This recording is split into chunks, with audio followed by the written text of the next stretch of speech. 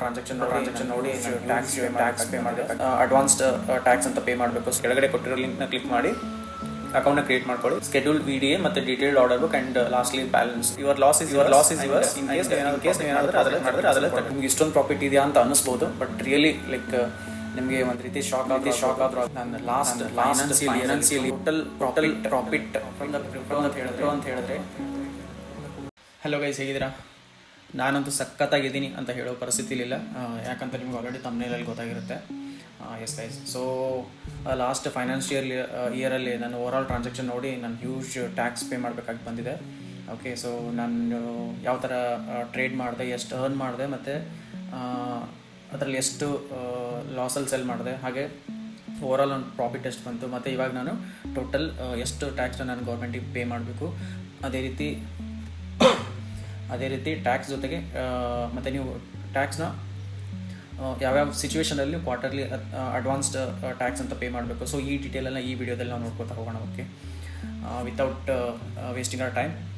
So ಇವತ್ತಿನ ನಾನೆಲ್ಲ ಡಿಸ್ಕಷನ್ನ ನನ್ನ ಒಂದು ಎಕ್ಸೆಲ್ ಶೀಟಲ್ಲಿ ನಿಮ್ಗೆ ತೋರಿಸ್ತಾ ಹೋಗ್ತೀನಿ. ಓಕೆ, ಸೊ ಯಾವ ಕಾಯಿನ ಸೆಲ್ ಮಾಡಿದೆ, ಯಾವ ಕಾಯಿನ ನಾನು ಬೈ ಮಾಡಿದೆ, ಯಾವ ಕಾಯಿನ ನಾನು ಯಾವಾಗ ಸೆಲ್ ಮಾಡಿದೆ, ಮತ್ತು ಎಷ್ಟು ಪ್ರಾಫಿಟ್ ಬಂತು, ಮತ್ತು ಎಷ್ಟು ಲಾಸ್ ಆಯಿತು, ಓವರ್ ಆಲ್ ಪ್ರಾಫಿಟ್ ಎಷ್ಟು ಬಂತು, ಮತ್ತು ಅದಕ್ಕೆ ಈಕ್ವಲೆಂಟ್ ಟ್ಯಾಕ್ಸ್ ಎಷ್ಟಾಗುತ್ತೆ. ಸೊ ಈ ಥರದ್ದೆಲ್ಲ ಡಿಸ್ಕಷನ್ ನಾವು ಈ ವಿಡಿಯೋದಲ್ಲಿ ಮಾಡೋಣ ಅಂತ ಹೇಳ್ತಾ ವಿಡಿಯೋನ ಇಲ್ಲಿ ಸ್ಟಾರ್ಟ್ ಮಾಡ್ತೀನಿ. ಹಾಗೆ ಇನ್ ಕೇಸ್ ನಿಮ್ಗೆ ಏನಾದರೂ ಕ್ರಿಪ್ಟೋಲಿ ಇನ್ವೆಸ್ಟ್ಮೆಂಟ್ ಮಾಡಬೇಕು ಅಂತ ಏನಾದರೂ ಅನಿಸಿದರೆ, ಓಕೆ, ಸೊ ಕೆಳಗಡೆ ಡಿಸ್ಕ್ರಿಪ್ಷನಲ್ಲಿ ಕಮೆಂಟ್ ಸೆಕ್ಷನಲ್ಲಿ ಅಥವಾ ಡಿಸ್ಕ್ರಿಪ್ಷನಲ್ಲಿ ಲಿಂಕ್ನ ಕೊಟ್ಟಿರ್ತೀನಿ. ಸೊ ಆ ಲಿಂಕ್ನ ಕ್ಲಿಕ್ ಮಾಡಿ ನೀವು ಅಕೌಂಟ್ನ ಕ್ರಿಯೇಟ್ ಮಾಡ್ಕೋಬೋದು. ಸೊ ದಟ್ ನಿಮ್ಗೆ sign up bonus, joining bonus ಸಿಗುತ್ತೆ ಅಂತ ಹೇಳ್ತಾ. ಹಾಗೆ ಇದು ಪ್ಯೂರ್ಲಿ ಯಾವ ಥರ ಅಂತಂದರೆ your loss and your gain is your gain. So ಹಂಗೆ ನೀವು ಎಷ್ಟೇ ಪ್ರಾಫಿಟ್ ಬಂದರೂ ಅದು ನಿಮಗೆ, ಎಷ್ಟೇ ಲಾಸ್ ಆದರೂ ನಿಮಗೆ. ಸೊ ಯಾವ ಥರ ಇನ್ವೆಸ್ಟ್ ಮಾಡಬೇಕು, ಮತ್ತು ನೀವು ಲಾಸ್ನ ಬೇರ್ ಮಾಡೋಕ್ಕೆ ಏಬಲ್ ಇದ್ದೀರಾ, ಸೊ ಅದೆಲ್ಲ ಡಿಸೈಡ್ ಮಾಡಿಕೊಂಡು ನೀವು ಕ್ರಿಪ್ಟೋಲ್ಲಿ ನೀವು ಇನ್ವೆಸ್ಟ್ ಮಾಡಬೇಕಾಗುತ್ತೆ. ಸೊ ಈ ವಿಡಿಯೋ ನಿಮ್ಗೆ ಯಾವುದೇ ಆಗಲಿ ಫೈನಾನ್ಷಿಯಲ್ ಅಡ್ವೈಸು ಸೊ ಆ ಥರ ಏನಲ್ಲ, ಜಸ್ಟ್ ಎಜುಕೇಷನ್ ಪರ್ಪಸ್ ನಾನು ಈ ವಿಡಿಯೋ ಮಾಡ್ತಾಯಿದ್ದೀನಿ. ಓಕೆ, ಸೊ ಇನ್ ಕೇಸ್ ನೀವು ಇಂಟ್ರೆಸ್ಟೆಡ್ ಇದ್ದರೆ, ಕ್ರಿಪ್ಟೋಲಿ ಇನ್ವೆಸ್ಟ್ ಮಾಡಬೇಕು ಅಂತ ಏನಾದರೂ ಇಂಟ್ರೆಸ್ಟ್ ಇದ್ದರೆ, ಸೊ ಕೆಳಗಡೆ ಕೊಟ್ಟಿರೋ ಲಿಂಕ್ನ ಕ್ಲಿಕ್ ಮಾಡಿ ಅಕೌಂಟ್ನ ಕ್ರಿಯೇಟ್ ಮಾಡ್ಕೊಳ್ಳಿ. ಓಕೆ, ಸೊ ದಟ್ ನಿಮ್ಗೆ ಜಾಯ್ನಿಂಗ್ ಬೋನಸ್ಸು ಸಿಗುತ್ತೆ ಅಂತ ಹೇಳ್ತಾ ಈ ವಿಡಿಯೋನ ಸ್ಟಾರ್ಟ್ ಮಾಡ್ತಾಯಿದ್ದೀನಿ. ಸೊ ಏನು ಮಾಡ್ತೀನಿ ಅಂತಂದರೆ, ಆ್ಯಕ್ಚುಲಿ ನನ್ನ ಆ್ಯಪಿಂದ ನಾನು ಲಾಸ್ಟ್ ವೀಕ್ ಅಲ್ಲ 2 days ನಿನ್ನೆ ನಂದು ಪ್ರಾಫಿಟ್ ಆ್ಯಂಡ್ ಲಾಸ್ ರಿಪೋರ್ಟ್ನ ನಾನು ಡೌನ್ಲೋಡ್ ಮಾಡಿಕೊಂಡೆ last financial ಇಯರ್ದು.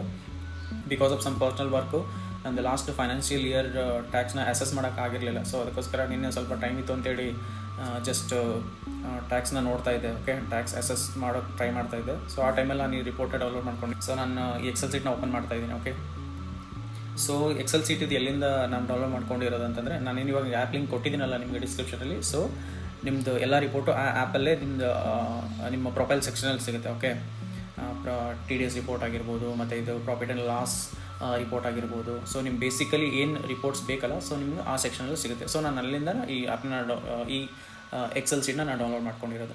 So basically Excel ಶೀಟಲ್ಲಿ ಏನಾಗಿದೆ ಅಂತ ನೀವು ನೋಡ್ಬೋದು. ಇದು profit and loss report for the financial year 2024 and 2025. Okay, ಆಮೇಲೆ ಇಲ್ಲಿ ಟೋಟಲ್ 3 ಶೀಟ್ಸ್ ಇದಾವೆ. ಒಂದು ಸ್ಕೆಡ್ಯೂಲ್ ವಿಡಿಎ ಮತ್ತು detailed order book and lastly balance. ಈ ಶೀಟಲ್ಲಿ ಏನೇನಿದೆ ಅಂತಂದರೆ, ಆನ್ ಹೈ ಲೆವೆಲ್ ಸಿಂಬಲ್ ಅಂತಂದರೆ ಕಾಯಿನ್ ನೇಮ್ಗಳು ಬರುತ್ತೆ, ಶಿಬಾಯ, ನ್ಯೂ ಪೆಪ್ಪೆ, ಸೊ ಆ ಥರ, ಸೋಲಾನ, ಬಿಟ್ ಕಾಯಿನ್, BTC ಈ ಥರ. ಓಕೆ, ಆಮೇಲೆ just is serial number, date of acquisition. So this ಕಾಯಿನ್ನ ನಾನು ಯಾವ ಡೇಟಲ್ಲಿ ನಾನು ಬೈ ಮಾಡಿದೆ, ಮತ್ತು ಡೇಟ್ ಆಫ್ ಟ್ರಾನ್ಸ್ಫರ್, ಸೊ ಯಾವ ಡೇಟ್ಗೆ ನಾನು ಸೆಲ್ ಮಾಡಿದೆ ಅಂತ. Okay, date of by, date of cell. ಆಮೇಲೆ ಇದೇನಪ್ಪ ಪ್ರಾಫಿಟ್ ನನಗೆ ಗೇನ್ ಆಗಿದೆಯಾ ಅಥವಾ ಲಾಸ್ ಆಗಿದೆಯಾ ಅಂತ ಇಲ್ಲಿ ತೋರಿಸಿರೋದು. ಕ್ಯಾಪಿಟಲ್ ಗೇನ್ ಅಂತಿದೆ. ಓಕೆ, ಹಾಗೆ ಏನಪ್ಪ ಅಂತಂದರೆ ಇಲ್ಲಿ ಎಷ್ಟು ನಾನು ಇನ್ವೆಸ್ಟ್ ಮಾಡಿರೋದು, ಕಾಸ್ಟ್ ಆಫ್ ಅಕ್ವಿಸಿಷನ್, ಎಷ್ಟು ಅಮೌಂಟ್ನ ಇನ್ವೆಸ್ಟ್ ಮಾಡಿ ನಾನು ಬೈ ಮಾಡಿರೋದು, ಮತ್ತು ನಂದು at the time of cell ಮಾಡಿದಾಗ ನನಗೆ ಅಮೌಂಟ್ ಎಷ್ಟು ಬಂತು.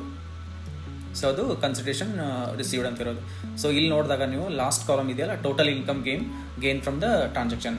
ಸೊ ಇಲ್ಲಿ ನೋಡ್ಬೋದು, ಇಲ್ಲಿ ಪಾಸಿಟಿವ್ ಏನು ಬರುತ್ತಲ್ಲ, ಸೊ ಪಾಸಿಟಿವ್ ಎಲ್ಲ ನಂದು ಅಮೌಂಟ್ ಪ್ರಾಫಿಟ್ ಬಂದಿರೋದು. ಬಟ್ ಇಲ್ಲಿ 0 ಏನಿದೆಯಲ್ಲ, ಸೊ ಲಾಸಸ್, ನಾನು ಲಾಸ್ ಆಗಿರೋದು 0 ಅಂತ ತೋರಿಸ್ತಾರೆ. ಸಪೋಸ್ 100 rupees ನೀವು ಪ್ರಾಫಿಟ್ ಮಾಡಿದ್ರಿ ಅಂದ್ಕೊಳ್ಳಿ. ಸೊ ಅದರಲ್ಲಿ 30% ಗೌರ್ಮೆಂಟಿಗೆ ಆ್ಯಸ್ ಅ ಟ್ಯಾಕ್ಸ್ ಆಗಿ ಹೋಗುತ್ತೆ, ಮತ್ತು 70% ನೀವು ಪ್ರಾಫಿಟ್ನ ತಗೋಬೋದು. ಸೊ ಅದೇ ರೀತಿ ಇನ್ ಕೇಸ್ ನೀವೇನಾದರೂ ಟ್ರೇಡಲ್ಲಿ ಲಾಸ್ ಆಗಿದ್ರೆ ತಿಳ್ಕೊಳ್ಳಿ. ಸೊ ಗೌರ್ಮೆಂಟ್ ಇದರಲ್ಲಿ ಯಾವುದೇ ಕನ್ಸೆಷನ್ ಆಗಲಿ ಅಥವಾ ರಿಬೇಟ್ ಆಗಲಿ ಆ ಥರ ಏನು ಮಾಡಲ್ಲ. So your loss is yours, and in case ನೀವೇನಾದರೂ ಪ್ರಾಫಿಟ್ ಮಾಡಿದ್ರೆ ಅದರಲ್ಲಿ 30% ಕೊಡಬೇಕು. ಸೊ ಆ ಥರ ಇಲ್ಲಿ ನೋಡ್ಬೋದು ಸೆಕೆಂಡ್ ಕಾಲಮಲ್ಲಿ ಆ್ಯಕ್ಚುಲಿ ನಾನು 183 ರೂಪಿ ಇನ್ವೆಸ್ಟ್ ಮಾಡಿದ್ದೀನಿ, but at the time of selling ನನಗೆ ಬಂದಿರೋದು ಓನ್ಲಿ 98 ರೂಪೀಸ್. ಸೊ ಇದು ನೆಗೆಟಿವ್ ಇದೆಯಲ್ಲ, ಸೊ ಅದಕ್ಕೋಸ್ಕರ ಏನು ಮಾಡ್ತಿದ್ದಾರೆ ಅವರು, ನಲ್ಲಿಫೈ ಮಾಡ್ತಿದ್ದಾರೆ, ಜೀರೋ. ಬೇರೆಯವರು ಲಾಸಸ್ ಆಗ್ತಿದೆ ನನಗೆ, ಅದೆಲ್ಲ ಜೀರೋಲ್ಲಿ ನೋಡ್ಬೋದು. ಓಕೆ, ಆಮೇಲೆ ಸೊ ಇಷ್ಟು ಇದು ಡೀಟೇಲ್ ಆಯಿತು. ಇನ್ನು ನೆಕ್ಸ್ಟ್ ನೀವು ಡೀಟೇಲ್ ಆರ್ಡರ್ ಬುಕ್ಕಲ್ಲಿ ಹೋಗೋದಾದರೆ, ಸೊ ಇಲ್ಲಿ ನಾವು ಡೀಟೇಲ್ ಆರ್ಡರ್ ಬುಕ್ಕಲ್ಲಿ ನೋಡಬೇಕಾದ್ರೆ so symbol is nothing but coin ನೇಮ್ಸ್ಗಳಾಗ್ತಾವೆ, ಮತ್ತು ಎಷ್ಟು ಕ್ವಾಂಟಿಟಿ ನೀವು ಬೈ ಮಾಡಿದ್ದೀರಾ, buying trader I D. So ಇದೆಲ್ಲ ನಿಮಗೆ ನೆಸೆಸಿಟಿ ಇಲ್ಲ, but still like in case of trace ಮಾಡಬೇಕು ಅಂತಂದರೆ ಇಲ್ಲಿ ಐ ಡಿ ಇದೆ. ಓಕೆ, 91 ಕಾಯಿನ್ನ ನಾನು ಬೈ ಮಾಡಿರೋದು, ಮತ್ತು ಸೊ ಆ್ಯಂಡ್ ಸೊ ಡೇಟಿಗೆ ನಾನು ಬೈ ಮಾಡಿರೋದು. Buying price at the time of this date, ನಾನು ಈ ಟೈಮಲ್ಲಿ ಬೈ ಮಾಡಬೇಕಾದ್ರೆ ಬೈಯಿಂಗ್ ಪ್ರೈಸ್ ಬಂದು ಇಷ್ಟಿತ್ತು, ಮತ್ತು ಅಕ್ವಿಸಿಷನ್ ಕಾಸ್ಟ್ ನಾನು 0.07 ರೂಪೀಸ್ ನಾನು ಇನ್ವೆಸ್ಟ್ ಮಾಡಿದ್ದು. ಓಕೆ, ಸೊ ದ್ಯಾಟ್ ನಾನು 91 ಕ್ವಾಂಟಿಟಿ ಆಫ್ ಕಾಯಿನ್ಸ್ ನನಗೆ ಸಿಕ್ಕಿರೋದು. ಆ್ಯಂಡ್ ಅಗೇನ್ ನಾನು ನೆಕ್ಸ್ಟ್ ಆಲ್ಮೋಸ್ಟ್ ಏನಪ್ಪ ಅಂತಂದರೆ ಹತ್ರ ಅರೌಂಡ್ ಮೋರ್ ದೆನ್ 1 ಇಯರ್ ಆದಮೇಲೆ ನಾನು ಸೆಲ್ ಮಾಡಿರೋದು. ಸೊ ನನ್ನ ಪ್ರಾಫಿಟ್ ನೋಡಿ ಏನಾಯ್ತಪ್ಪ ಅಂತಂದರೆ ಈ ಸೆಲ್ಲಿಂಗ್ ನನ್ನ ಈ ಪ್ರೈಸ್ಗೆ ನಾನು ಸೆಲ್ ಮಾಡಿರೋದು. Selling considered 0.14. So buying price cost of acquisition 0.07, ಮತ್ತು ಇಲ್ಲಿ ಬಂದು 0.14 ರೂಪೀಸ್ನ ಸೆಲ್ ಮಾಡಿದ್ದೀನಿ, 0.14 ಪೈಸಾ ಅಷ್ಟಕ್ಕೆ ನಾನು ಸೆಲ್ ಮಾಡಿದ್ದೀನಿ. ಸೊ ಓವರಾಲ್ ನನ್ನ ಪ್ರಾಫಿಟ್ ಏನು ಬಂತು 0.07. ಓಕೆ, ಸೊ ಈ ಥರ ಡೀಟೇಲ್ನ ನಾವು ಈ ಎರಡನೇ ಶೀಟಲ್ಲಿ ನೋಡ್ಬೋದು.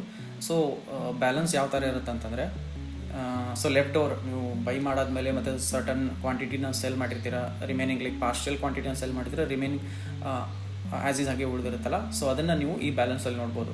ಇದೇನಾಗುತ್ತಪ್ಪ ಅಂತಂದರೆ ಮೋಸ್ಟ್ಲಿ ಈ ಕಾಯಿನ್ಗಳನ್ನ ನೀವು ನೆಕ್ಸ್ಟ್ ಫಿನಾನ್ಷಿಯಲ್ ಇಯರಲ್ಲಿ ಏನಾದರೂ ಸೆಲ್ ಮಾಡಿದ್ರೆ ಇದು ಸೆಲ್ಲಿಂಗ್ ಪ್ರೈಸು ಮತ್ತು ಬೈಯಿಂಗ್ ಪ್ರೈಸ್ ಅದೆಲ್ಲ ಕ್ಯಾಲ್ಕುಲೇಟ್ ಮಾಡಿ ಅಗೇನ್ ಟ್ಯಾಕ್ಸಸ್ಗೆ ಕನ್ಸಿಡರ್ ಮಾಡ್ತಾರೆ. ಸೊ ಆ ಥರ. ಸೊ ಕರೆಂಟ್ಲಿ ನಾನು ಇಷ್ಟು ಕಾಯಿನ್ಗಳನ್ನು still I am holding, not yet sold, still ನನ್ನ ಪೋರ್ಟ್ಫೋಲಿಯೋದಲ್ಲಿರೋ these many coins. Okay, again I am going back to first sheet. Okay, so ನಾನು ಹೇಳಿದೆ ನಿಮಗೆ ಎಷ್ಟಾಯಿತು ಇದು ಓವರಾಲ್ ಈ ಶೀಟ್ ಬಗ್ಗೆ, ಫಸ್ಟ್ ಶೀಟ್ ಬಗ್ಗೆ ನಾನು ಎಕ್ಸ್ಪ್ಲೈನ್ ಮಾಡಿದೆ. ಬಟ್ ಒನ್ ಥಿಂಗ್, ನೀವು ಓವರಾಲ್ ಲಾಸ್ಟ್ ಫಿನಾನ್ಷಿಯಲ್ ಇಯರಲ್ಲಿ ನೀವು ಎಷ್ಟು ಪ್ರಾಫಿಟ್ ಮಾಡಿದ್ದೀರಾ ಅಂತ ತಿಳ್ಕೊಬೇಕು ಅನಿಸಿದರೆ, ಓಕೆ, ಈ ಲಾಸ್ಟ್ ಕಾಲಮಲ್ಲಿ ಇದೆಯಲ್ಲ ಇದನ್ನು ನಾವು ಟೋಟಲ್ ಸಮ್ ಮಾಡಬೇಕು. Okay, so if you next ನಾನು ಇವಾಗ ತೋರಿಸೋ ಡಿಜಿಟ್ ಏನಾಗುತ್ತೆ ಅಂತಂದರೆ ನಿಮ್ಗೆ ಇಷ್ಟೊಂದು ಪ್ರಾಫಿಟ್ ಇದೆಯಾ ಅಂತ ಅನ್ನಿಸ್ಬೋದು, ಬಟ್ ರಿಯಲಿ ಲೈಕ್ ನಿಮಗೆ ಒಂದು ರೀತಿ ಶಾಕ್ ಆದರೂ ಆಗ್ಬೋದು. I am going lastly C, ನಾನು ಲಾಸ್ಟ್ ಫೈನಾನ್ಷಿಯಲ್ ಇಯರಲ್ಲಿ ಏಪ್ರಿಲ್ 1, 2024 ಮಾರ್ಚ್ 31, 2025 ನಾನು ಟೋಟಲ್ ಅರ್ನ್ ಮಾಡಿರೋ crypto like total profit from the crypto ಅಂತ ಹೇಳಿದ್ರೆ